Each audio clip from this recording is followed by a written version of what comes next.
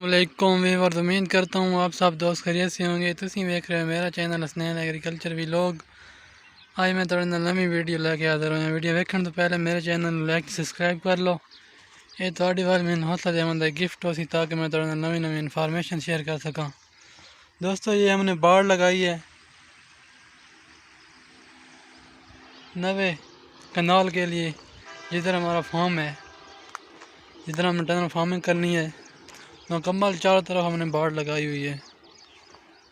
ठीक है, बाड़ इसलिए लगाई है कि यहाँ पे साथ ये सारा पहाड़ी इलाका है और यहाँ पे जानवर वगैरह भी आते हैं, ताकि हमारे लिए मसला ना बने। हमारी सब्जियों की जो टनल फार्मिंग हमने करनी में उधर ख़राब ना हो हमारा मसला।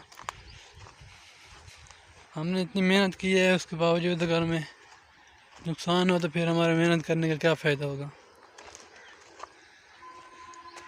दोस्तों,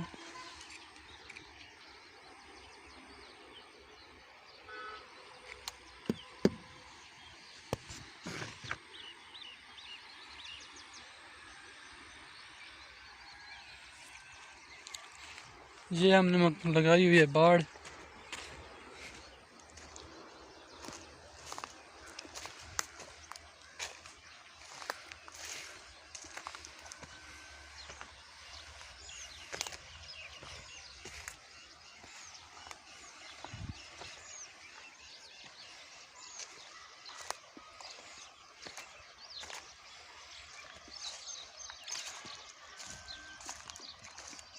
ताकि कोई चीज़ नुकसान ना करे।